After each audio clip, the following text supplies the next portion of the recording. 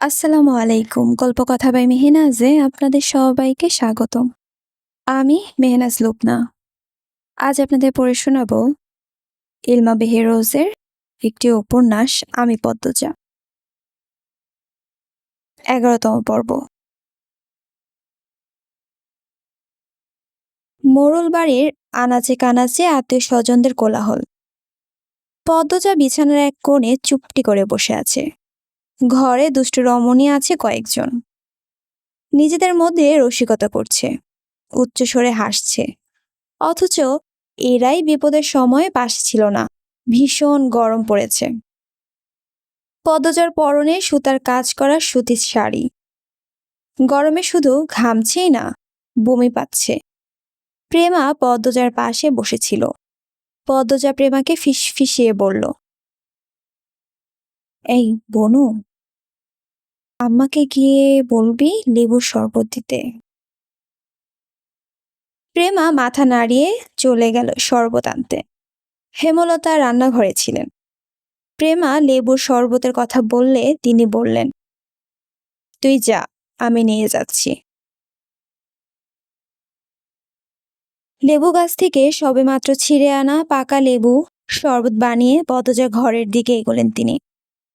গিয়ে দেখলেন পদ্মজা বিছানার এক পাশে গুটিসুটি মেরে বসে আছে। উকসুক করছে। ঘর ভর্তি অন্য মানুষে। তিনি সবার উদ্দেশ্যে বললেন, সবাই অন্য ঘরে যাও, পদ্মজাকে একা ছাড়ো। হেমলতার এমন আদেশে অনেকে রাগ হলেও বেরিয়ে গেল। তিনি দরজা বন্ধ করে শরবতের গ্লাস পদ্মজার হাতে তুলে দিয়ে বলেন, সব সময় মুখ বন্ধ রাখা ভালো না। যারা বিপদে পাশে থাকে না, তাদের জন্য বিন্দুমাত্র অসুবিধার মুখোমুখি হবি না। গরমে তো শেষ হয়ে যাচ্ছিস। জানালার পাশটাও অন্যরা ভরাট করে রেখেছিল, ভালো করেই সরতে বলতি। পদ্মজা মায়ের কথার জবাব না দিয়ে এক নিঃশ্বাসে লেবুর শরবত শেষ করলো। এবার একটু আরাম লাগছে। আলনার কাপড়গুলো অগোছালো। সকালে তো ঠিক ছিল, নিশ্চয়ই মেয়েগুলির কাজ। হেমলতা আলনার কাপড় ঠিক করতে করতে জিজ্ঞাসা করলেন, কি নিয়ে এত চিন্তা করছিস? পদ্মজা কিছু না বলে বিছানায় আঙুল দিয়ে আঁকিবুকি করতে থাকলো। পদ্মজার অস্বাভাবিকতা দেখে হেমলতার কপাল কুঁচকালেন। বলবি তো? পদ্মজা বিচলিত হয়ে বলল, আম্মা, উনি বোধহয় আজ আসবেন। উনি? উনি কে? আমির? না আম্মা, লিখন সাজে উনি। হেমলতা দীর্ঘশ্বাস ছেড়ে স্বাভাবিক কণ্ঠে বললেন, কপালে যা আছে তাই তো হবে। ভাবিস না, আমি আছি, সব সামলে নেব। লিখনকে আমি বোঝাবো। হেমলতার কথা শেষ হতেই পদ্মজা ভেজা কণ্ঠে বলল, উনি খুব কষ্ট পাবেন আম্মা। হেমলতা অবাক হয়ে তাকান পদ্মজার দিকে। পদ্মজা এত ব্যাকুল কেন হচ্ছে? তিনি কি পদ্মজার অনুভূতি চিনতে ভুল করেছেন, নাকি শুধুমাত্র কারোর মন ভাঙবে ভেবে পদ্মজার এত ব্যাকুলতা? হেমলতা দোটানায় পড়ে যান। পদ্মজার জীবনে এই কেমন টানপড়ন! এই মুহূর্তে পদ্মজাকে বুঝে উঠতে গিয়ে হিমশিম খাচ্ছেন তিনি। ওদিকে হানি ডাকছে। হেমলতার বড় বোন হানি গতকাল ঢাকা থেকে গ্রামে এসেছে, ছেলে মেয়ে নিয়ে এসেছে। হেমলতা দরজার দিকে পা বাড়ান। তার আগে বলে গেলেন, আমার নোংরা অতীত শোনাবো আজ। বাকি সিদ্ধান্ত তোর। যা চাইবি তাই হবে। মনে রাখিস, যা চাইবি তাই পাবি। পদ্মজা কিছু বলার আগে হেমলতা চলে গেলেন। পদ্মজার বুকের ভেতর অপ্রতিরোধ্য তুফান শুরু হয়। মায়ের অতীত জানার জন্য কত অপেক্ষা করেছে সে। আজ যখন সেই সুযোগ এলো, তার ভয় হচ্ছে কেন? কেন হচ্ছে জানে না, কিন্তু হচ্ছে। হাত পায়ের রগে রগে শিরশির অনুভূতি। ভ্যান গাড়িতে চড়ে অলন্দপুরের আটপাড়ায় ঢুকল লিখন সাহ। সাথে বাবা, মা এবং বোন। বাবা শব্দর আলী, মা ফাতিমা বেগম, বোন লিলি। শব্দর আলী চশমার গ্লাস দিয়ে গ্রামের ক্ষেত দেখছেন আর বারবার বলছেন, এই তো, এই তো আমার দেশ, এই তো আমার বাংলাদেশ। ফাতিমা ভীষণ বিরক্ত ভ্যানে চড়ে। ওনার ইচ্ছে ছিল কোনো মন্ত্রীর মেয়েকে ঘরের বউ করে আনবেন, আর ছেলের নাকি মেয়ে পছন্দ হয়েছে গ্রামে। ছেলের জেদের কাছে হেরে আসতেই হলো। লিখনের পরনে ছাই রঙা শার্ট, চোখে সানগ্লাস। উত্তেজনায় তার হাত পা কাঁপছে রীতিমতো। এমন একটা দিন নেই যেদিন পদ্মজার কথা ভেবে শুরু হয়নি, এমন একটা রাত নেই যে রাতে পদ্মজাকে নিয়ে স্বপ্ন দেখা হয়নি। মাঝের সময়ের ব্যবধানে পদ্মজাকে খুব বেশি ভালোবেসে ফেলেছে সে। স্বপ্নে কোমরে আঁচল গুজে ঘরের কাজ করা পদ্মজাকে দেখতে পায়, কখনো বা অপরূপ সুন্দরী পদ্মজাকে ঘুমের ঘোরে ঠিক বিছানার পাশে শাড়ি পরা অবস্থায় দেখতে পায়। কল্পনায় পদ্মজাকে নিয়ে সে সংসার পেতেছে, এবার হয়তো সত্যিই হতে চলেছে। লিখন আনমনে হেসে উঠল। মনে পড়ে যায় পদ্মজাকে প্রথম দেখার কথা। সঙ্গে সঙ্গে বুকের মধ্যে অদ্ভুত ঝড় শুরু হয়। কি মায়াবী, কি স্নিগ্ধ একটা মুখ। তার চেয়েও সুন্দর পদ্মজার ভয় পাওয়া, লজ্জায় পালানোর চেষ্টা, পরপুরুষের ভয়ে আটকে থাকা। লিখন আওয়াজ করে হেসে উঠল। ফাতিমা শব্দর অবাক হয়ে তাকালেন। লিলির এসবে খেয়াল নেই, সে আকাশের দিকে তাকিয়ে কি যেন ভাবছেন। লিখন মা বাবাকে এভাবে তাকাতে দেখে খুব খুব করে কাশল। এরপর বলল, সুন্দর না গ্রামটা?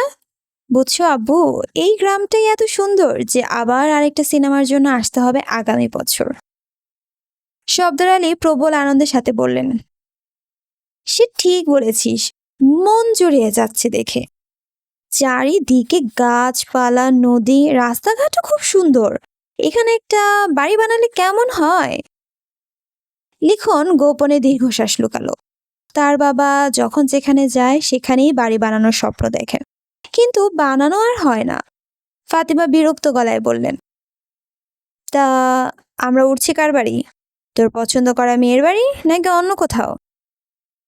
মায়ের চোখে মুখে বিরক্তি দেখে লিখনের হাসি পেল। বলল, তোমাকে রাখলে এত ভালো লাগে আম্মু। ফাতিমা আর চোখে ছেলের দিকে তাকান। প্রশংসা শুনতেই তিনি বেশ পছন্দ করেন। লিখনের মুখে প্রশংসা শুনে একটু নিপলেন। হয়েছে, আর কতক্ষণ? 5 মিনিট। অলন্দপুরের মাতব্বর বড় মনের মানুষ, আমাকে নিজের সন্তানের দৃষ্টিতে দেখেন।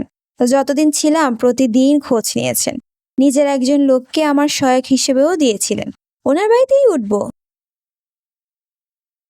লিলি চোখ মুখ বিকৃত করে বলল, অন্যের বাড়িতে উঠব? উফ, মারবো ধরে। অন্যের বাড়ি তোর কাছে, আমার কাছে না। মজিদ চাচার বউ ফারিনা চাচি এত ভালো রাঁধেন, আমার নিজের হাতে খাইয়ে দিয়েছেন। ওনার একটাই ছেলে, ঢাকায় পড়ছে, ব্যবসাও সামলাচ্ছে। তার সাথে অবশ্য সাক্ষাৎ হয়নি, কিন্তু ফরিনা চাচি সারাক্ষণ ছেলে ছেলে করতেন। আমাকে পেয়ে ছেলে সব ভালোবাসা ঢেলে দিয়েছিলেন। তাই ওই বাড়ির আমার কাছে আপন না লাগুক, পরও লাগে না। আর বিশাল বাড়ি, ওনারা বিব্রত হবেন না, 3-4 দিনেরই তো ব্যাপার। লিখনের এত বড় বড় বক্তব্যের কাছে কেউ কিছু বলার মতো পেল না। হাওলাদার বাড়ির সামনে এসে ভ্যান থামে। বাড়ির চারপাশ সাজানো দেখে লিখন বেশ অবাক হলো। লিলি চারপাশ দেখতে দেখতে বলল, দাদা ভাই, তুমি বিয়ে করতে এসেছো, এই খবর ওনারা পেয়েছে বোধহয়, তাই এত আয়োজন। লিখন লিলির মাথায় গাঁটটা মেরে বলল, বাড়িতে 2টো মেয়ে আছে, তাদের কারোর বিয়ে হবে হয়তো, চল। ইটের বড় প্রাচীর চারদিকে, মাঝে বড় গেট। প্রাচীরের উচ্চতা 15 ফুট আর গেটের উচ্চতা 12 ফুট। গেটের পাশে দাঁড়িয়ে ছিল 2জন লোক। দুজনই লিখনকে চিনে, তাই লিখনকে বাড়ির ভেতর ঢুকতে দিল। গেট পার হলেই খোলা জায়গা, প্রচুর গাছপালা, বেশি সুপারি গাছ এবং তাল গাছ, সবকিছুই সুন্দর। 2 মিনিট হাঁটার পর রং করা টিনের একটা বড় ঘর, তার সামনে সিঁড়ি। সিঁড়ির 2 পাশে সিমেন্টের তৈরি বসার বেঞ্চ। এই ঘরটাকে গ্রামে আলোক ঘর বলা হয়। কেউ কেউ আলগা ঘর বলে থাকে। অতিথিরা এসে বিশ্রাম করে, রাত্রি যাপন করে। ভেতরে ইট সিমেন্টের তৈরি দোতলা অন্দরমহল। আলগা ঘরের বারান্দায় বসেছিলেন মজিদ মাতব্বর, ফরিনা, রিদওয়ান। লিখনকে দূর থেকে দেখতে পেয়ে ওনার অবাক হন, সেই সাথে খুশিও। শহরের 4জন মানুষ হেঁটে আসছে,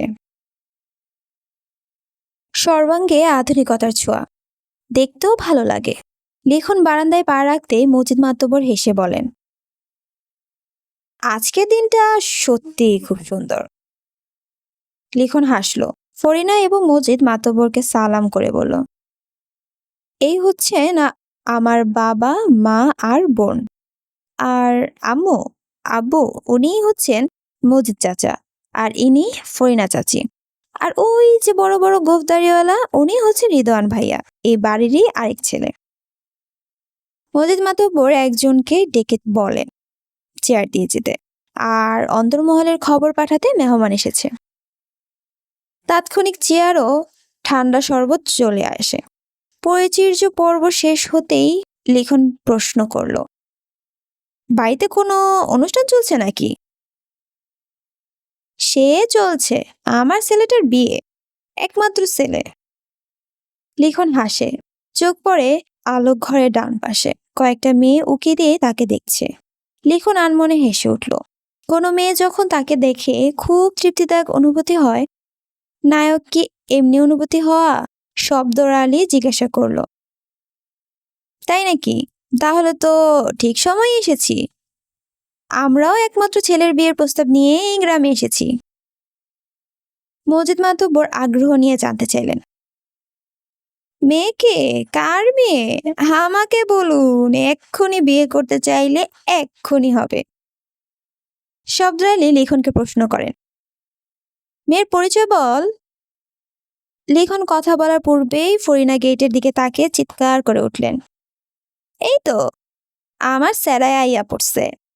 আমির, এখানে আয়, দেখা যা কারা আইছে। ফরিনার দৃষ্টি অনুসরণ করে সবাই পিছনে তাকালো। আমির চুল ঠিক করতে করতে এগিয়ে আসছে। হাঁটার গতিতেই বোঝা যাচ্ছে বেশ চঞ্চল একটা ছেলে। আমির ঘেমে একাকার। কয়েক ফুটের দূরত্ব থাকা অবস্থায় লিখনকে দেখেই আমির চিনে ফেলল।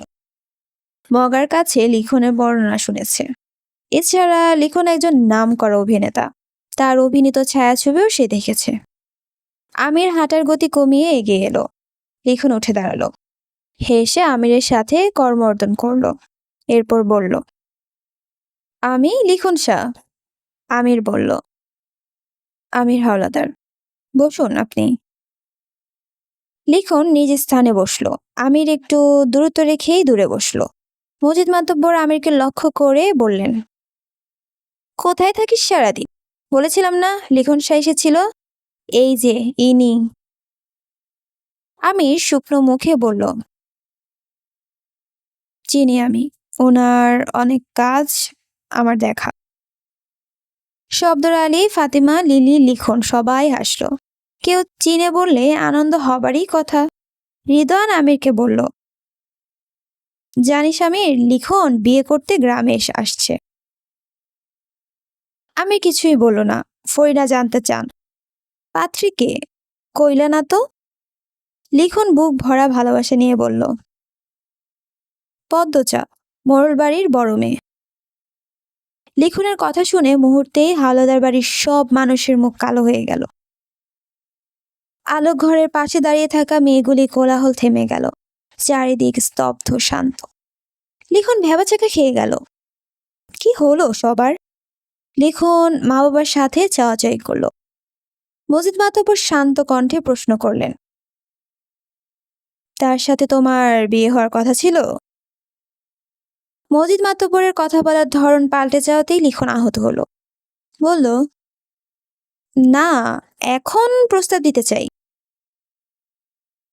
পদ্মজার সাথেই পরশু আমিরের বিয়ে। লিখন চকিতে চোখ তুলে তাকালো। বুক পোড়ার মতো অসহনীয় যন্ত্রণা কামড়ে ধরে সর্বাঙ্গে। হাড়ে হাড়ে বরফের ন্যায় ঠান্ডা কিছু ছুটতে থাকে। এখনই যেন সব রক ছিঁড়ে রক্ত বেরিয়ে আসবে। ফাতিমা করুণ চোখে লিখনের দিকে তাকান। চোখে চোখ পড়তেই লিখন হাসার চেষ্টা করলো। তার দৃষ্টি এলোমেলো, কি বলবে খুঁজে পাচ্ছে না। আমির চেয়ার ছেড়ে উঠে দাঁড়ালো। আব্বা, আসছি বলে জায়গা ত্যাগ করলো। শব্দর আলী মজিদ মাতব্বরকে প্রশ্ন করলেন, মজা করছেন? মজিদ মাতব্বর শব্দর আলীর চোখের দিকে সরাসরি চোখ রেখে জবাব দিলেন, প্রথম পরিচয়ে মজা করার মতো মানুষ আমি নই ভাই সাহেব। লিলি এক হাত লিখনের পিঠের উপর ডাকলো, ভাইয়া।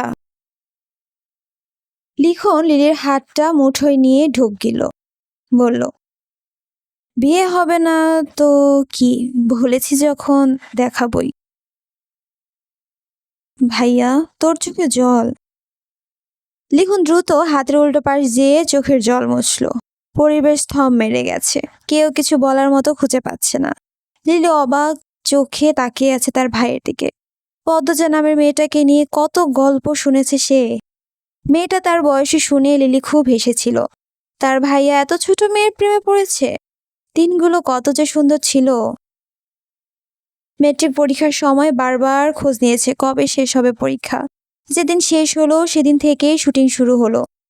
কথা ছিল এক সপ্তাহ পর থেকেই শুরু হবে, কিছু জরুরি কারণে আগেই শুরু হয়ে গেল, তাই আসতে কয়েকদিন দেরি হলো। মজিদ মাতব্বর স্তব্ধতা কাটিয়ে বললেন, বিয়েটা একটা দুর্ঘটনার জন্য খুব দ্রুত ঠিক হয়েছে। লিখন উৎসুক হয়ে জিজ্ঞাসা করলো, কি দুর্ঘটনা? ফরিনা সন্দিহান গলায় বললেন, তার আগে তুমি কত পদ্মজার লগে কি তোমার প্রেম ট্রেমা ছিল? লিখন ফরিনার প্রশ্নে বিব্রত বোধ করলো, ধীর কণ্ঠে জবাব দিল, না, শুধু আমার পক্ষ থেকেই।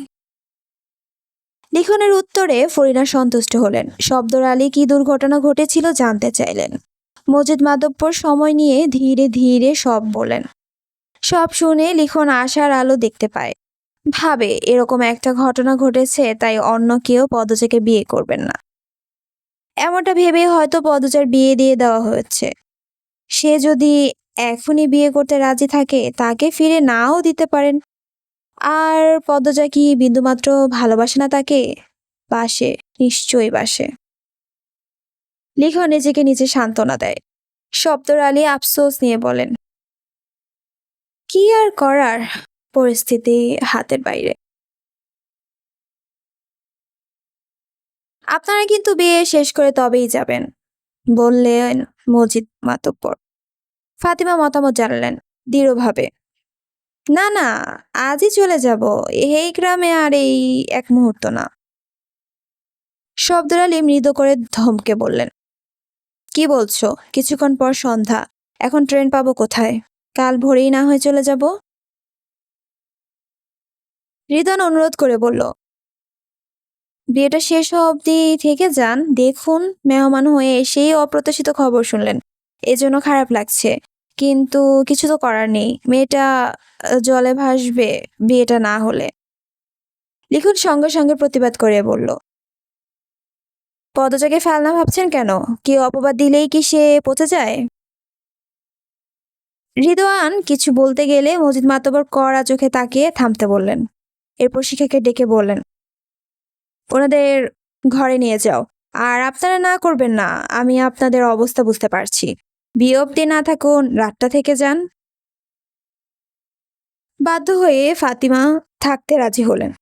তিনি রাগে ফোঁসফোঁস করছেন। সব রাগ পড়েছে হাওলাদার বাড়ির উপর। মনে মনে এই বাড়ির বিনাশ চাইছেন তিনি। মেয়েটাকে তুলে নিয়ে যেতে ইচ্ছে হচ্ছে। লিখন তার চোখের মনে, নয়তো কি গ্রামের মেয়ে নিতে আসতেন?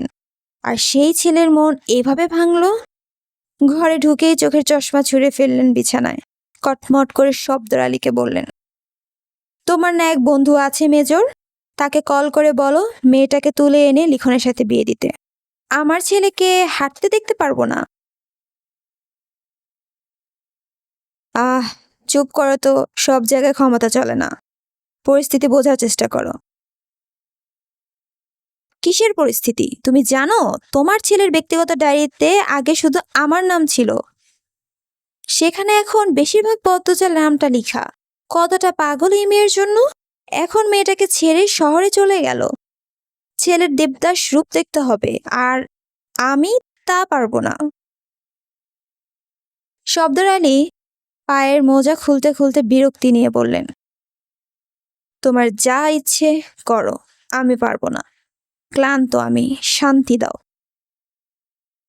ফাতিমা কড়া কিছু কথা বলতে গিয়েও থেমে গেলেন।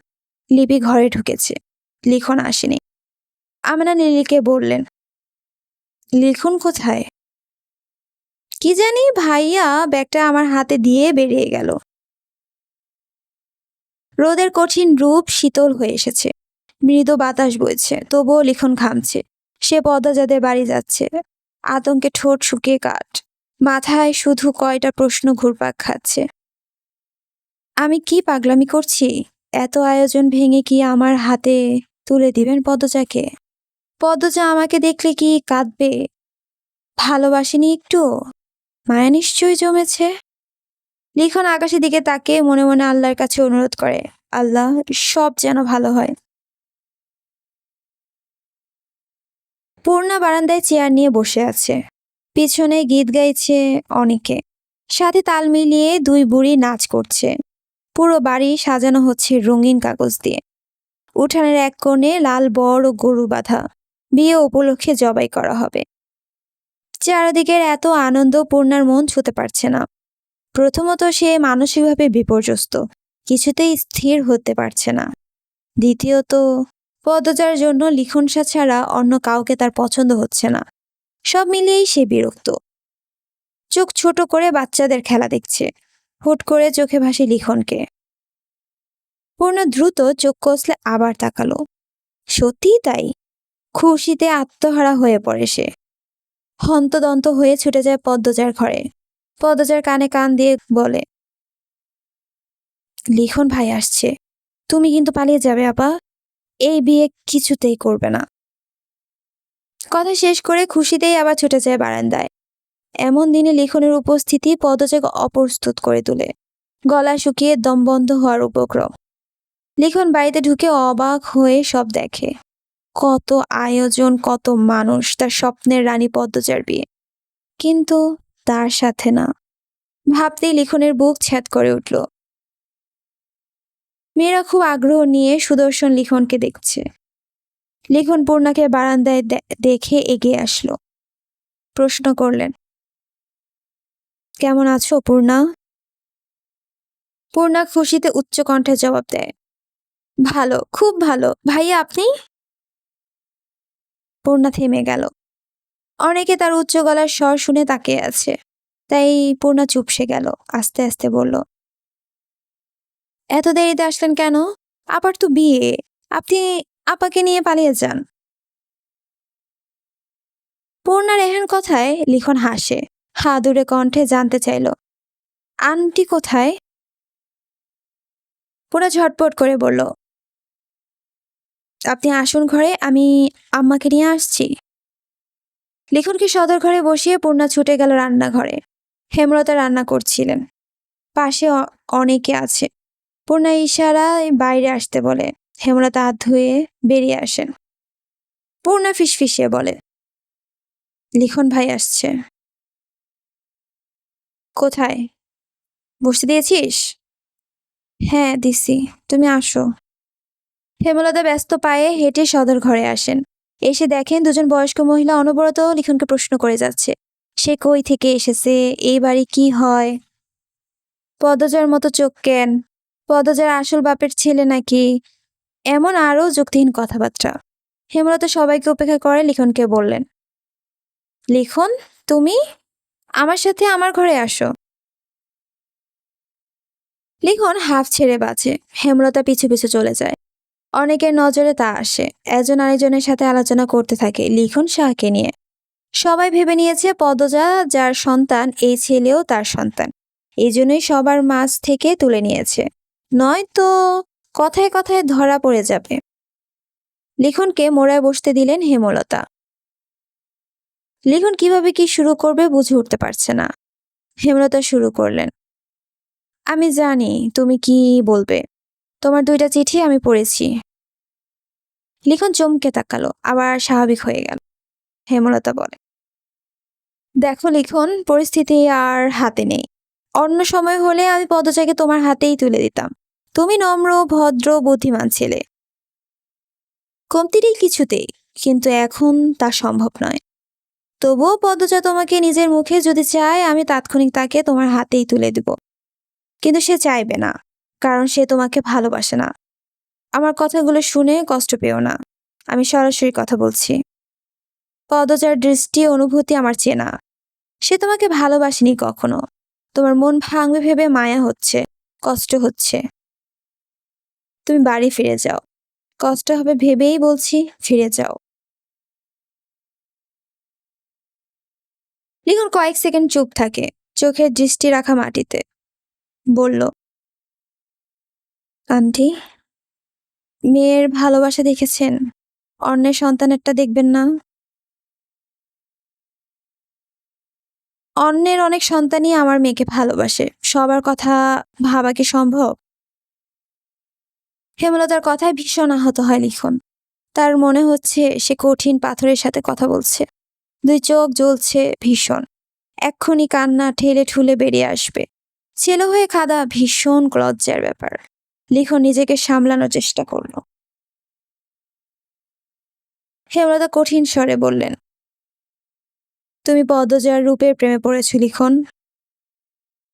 লিখন সঙ্গে সঙ্গে চোখ তুলে তাকায়, বলে, আন্টি ক্ষমা করবেন, কিছু কথা বলি। পৃথিবীতে যে কয়টা সফল প্রেমের গল্প আছে, তার মধ্যে 99 ভাগ সৌন্দর্যের টান দিয়ে শুরু হয়, এরপর আস্তে আস্তে ভালোবাসার গভীর হয়। মানুষটাকে নিয়ে ভাবতে গিয়ে, মানুষটাকে নিয়ে স্বপ্ন দেখতে গিয়ে ভালোবাসাটা আকাশ ছুঁয়ে গেছে। সময়ের ব্যবধানে যে মানুষটা শিরা উপশিরায় বিরাজ শুরু করে, তখন তার অনন্য গুণ চোখে ভাসে। ভালোবাসা আরো বাড়ে। কারো কারোর তো দোষও ভালো লেগে যায়। তখন অবস্থা এরকম হয় যে রূপ নষ্ট হয়ে গেলেও মানুষটাকে আমার চাই। এজন্যই বুড়ো বয়সেও কুচকে যাওয়া মানুষটাকেও ভালোবাসতে ইচ্ছে করে। অথচ শুরুটা হয় সৌন্দর্য দিয়ে। আন্টি, আমি পদচাকে রূপে মুগ্ধ হয়েছিলাম, এটা সত্য। কিন্তু গত কয়েক মাসে সারাক্ষণ পদচাকে ভাবতে গিয়ে আমি সত্যি সত্যি পদচাকে ভালোবেসে ফেলেছি। পদচার রূপ আগুনে ঝলসে গেলেও এমন করেই বাসবো। প্লিজ আন্টি, কথাগুলো শুটিংয়ের ডায়লগ ভেবে উড়িয়ে দিবেন না। বাস্তব জীবনে মুখস্থ ডায়লগ আমি আওড়াই না। লিখনের কণ্ঠ গম্ভীর, কিন্তু চোখ জল ছলছল করছে। হেমলতা স্তব্ধ হয়ে যান। কি জবাব দেবেন? ভালোবাসার বিরুদ্ধে কোন শক্তি কাজে লাগে? আদৌ কি ভালোবাসার বিরুদ্ধে যুদ্ধ করা যায়? তিনি সময় নেন, এরপর বলেন, আমার পদচা তোমার কাছে খুব ভালো থাকতো লিখন, কিন্তু কিছু সমস্যা সমাজে আছে, যার মুখোমুখি আমি হয়েছি। জেনে শুনে আমার মেয়েকে সেসবের মুখোমুখি কি করে হতে দেই? লিখন হাত জোর করে বলল, প্লিজ আন্টি। হেমলতা এক দৃষ্টে লিখনের দিকে তাকিয়ে আছেন। তিনি সিদ্ধান্তহীনতায় ভুগছেন। এমনও তো কখনো হয় না, পদ্মজার জন্মের পর সিদ্ধান্তহীনতায় তিনি কখনো ভুগেননি। যে কোনো একটাই বেছে নিয়েছেন, আর তাতেই মঙ্গল হয়েছে। এবার কেন এমন হচ্ছে? কেন তিনি নিজের অবস্থা থেকে সরে যাচ্ছেন? পদ্মজার জীবন নিয়ে তিনি যেন মাঝ নদীতে ভেসে আছেন। চারদিকে স্রোত, মাঝি নেই, বৈঠা নেই। আমির না লিখন, কার কাছে ভালো থাকবে পদ্মজা? হেমলতার শরীর ভীষণ খারাপ লাগছে। তিনি দুর্বল কণ্ঠে বলেন, এতই বুঝো যখন, নিজেকেও সামলাতে পারবে। বাড়ি ফিরে যাও। আন্টি, আমার বেঁচে থাকতে কষ্ট হবে। পদ্মজার সাথে যা হয়েছে, তবুও সে বেঁচে আছে, আর তুমি এইটুকু মানিয়ে নিতে পারবে না? লিখন আর কথা খুঁজে পেল না। আহত মন নিয়ে উঠে দাঁড়ালো। হেমলতা দাঁড়াতে বললেন, ভীষণ ক্লান্ত লাগছে। তবুও হেঁটে এগিয়ে আসেন। লিখনের সামনে এসে দাঁড়ান, বললেন, নিজেকে শক্ত করো, অনেক দূর চলা বাকি। কারোর জন্য কারোর জীবন থেমে থাকে না। ভাগ্য যা থাকে তাই হয়। সব যেহেতু আয়োজন হয়ে গেছে, আর ভেবে লাভ নেই। তবে কবুল বলার আগেও যদি পদ্মজা বলে তার তোমাকেই চাই, আমি সব ভেঙে চুরে পদ্মজাকে নিয়ে ছুটে যাব তোমার বাড়ি। আমি আমার মেয়েকে ভীষণ ভালোবাসি বাবা। এই মেয়েটার সুখের জন্য আমি স্বার্থপর হয়েছি। অন্যের সন্তানের কষ্ট চোখে ভেসেও ভাসছে না। আমাকে ক্ষমা করে দিও। হেমলতার চোখে জলের ভিড়। লিখন ভীষণ অবাক হয়ে দেখে এই কঠিন মানুষটাকে। হেমলতা নিজের দুর্বলতা, নিজের কান্না কেন দেখালো লিখনকে? লিখন জবাব খুঁজে পেল না। শুধু এইটুকু বুঝতে পারল হেমলতার কাছে জীবন মানে পদ্মজা। লিখন ভাঙা গলায় আসি বলে চলে গেল। হেমলতা সব কাজ ভুলে গুটিসুটি মেরে বিছানায় শুয়ে পড়েন। চোখ বেয়ে 2 ফোঁটা জল বেরিয়ে আসে। মনের শক্তি কমে গেছে। দুর্বল হয়ে পড়েছেন তিনি। নিজের ওপর বিশ্বাস আস্থা পাচ্ছে না। সিদ্ধান্ত নেয়ার ক্ষমতা খুঁজে পাচ্ছে না। আজ এই পর্যন্তই। যদি আপনাদের আমার কাছ থেকে গল্পটি শুনে ভালো লেগে থাকে তাহলে প্লিজ কমেন্ট করে জানাতে ভুলবেন না। আর আমার চ্যানেলটি যদি ভালো লেগে থাকে তাহলে অবশ্যই লাইক, শেয়ার অ্যান্ড সাবস্ক্রাইব করবেন। Thank you.